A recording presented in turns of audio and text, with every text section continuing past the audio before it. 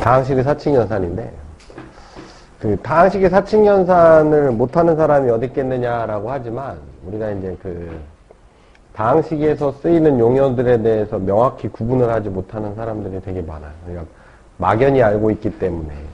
그렇기 때문에 이제 우리가 뒤로 가서 좀 더 복잡한 얘기들을 할 때 정확한 용어가 정의가 되어 있지 않으면 헷갈릴 수 있기 때문에 우리가 이제 용어에 대한 정리를 좀 하고 갑시다.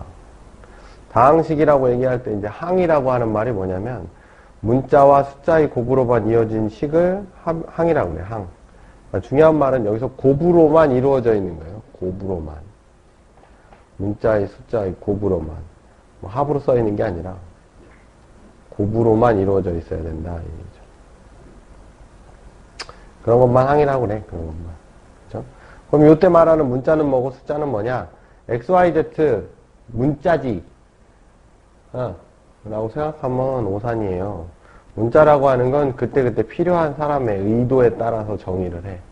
그렇기 때문에 니들이 문제를 풀 때 x에 대한 2차 방정식이라고 써있는데 x에 대한이라는 말을 주의 깊게 안 봐. 그치? 주의 깊게 안 보고 뒤에 있는 식만 열심히 본단 말이야. 그게 이제 큰 실수를 유발하게 돼요. 복잡한 애들을 접했을 때는.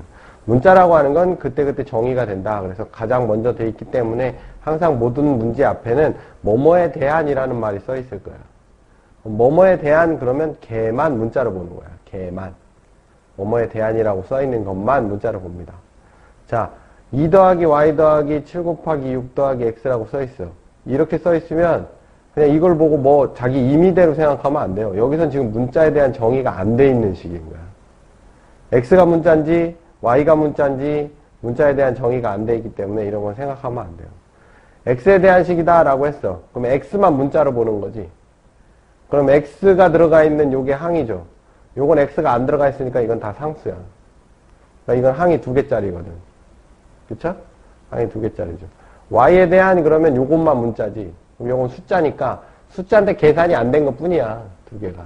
그러니까 문자 항, 상수항 이렇게 해서 2개 나오죠. x, y에 대한 그럼 x도 문자고 y도 문자지. 그럼 이거 x 하나, y 하나, 상수 하나 이렇게 해서 항이 3개다 이렇게 되는 거죠. 그래서 이제 문자에 대한 정의가 똑바로 되어 있지 않으면 그래서 뭐뭐에 대한 방정식 이런 말이 나올 때 그 식보다는 뭐뭐에 대한이라는 말을 더 주의 깊게 봐야 돼요. 항의 종류를 구분하기 위해서 문자가 몇 번 곱해져 있느냐를 결정하는 걸 우리는 차수라고 불러. 그지? x가 2번 곱해져 있다 그러면 x제곱이 2차다 뭐 이런 얘기를 하죠. 그죠? 문자의 합이 몇 번 돼 있느냐를 우리는 개수라고 불러요. 그죠? 2x제곱 이렇게 써 있다 이거야. 그럼 이건 x제곱이 2번 더해져 있는 거지. 그쵸? 3x 그럼 이건 x가 3번 더해져 있는 거거든. 문자가 3번 더해져 있는 거고 이 문자가 2번 더해져 있는 거고. 그래서 그런 걸 우리는 개수라고 부르지. 그래서 문자의 종류와 차수가 같은 걸 동류항이라고 불러요. 그죠? 문자의 종류가 이거는 이거랑 문자가 같을까? 다르죠. x제곱하고 x는 오면이 다른 문자예요. 겉보기만 똑같은 거지. 그래서 문자의 종류와 차수가 같은 애들을 동류항이라고 합니다. 그랬을 때 항이 하나짜리를 단항식이라 그래. 단항식. 요건 y에 대한 단항식이고 요것도 y에 대한 단항식이죠. x에 대해선 다항식인데 y에 대해선 단항식이지. 이건 그냥 어차피 y 입장에서 보면 숫자니까. 그러니까 요거를 보면 y에 대한 단항식, 단항식이니까 이제 다항식이 되는 거죠. 요건 x, y에 대한 다항식이 되는 거고 x에 대해서도 다항식, y에 대해서도 다항식. 이렇게? 그래서 단항식, 요 단자가 하나, 홀로 단자지. 하나이네. 항이 하나이네. 다항식은 항이 여러 개 있는 애. 그런 건 이제 다항식이라고 하는 거예요.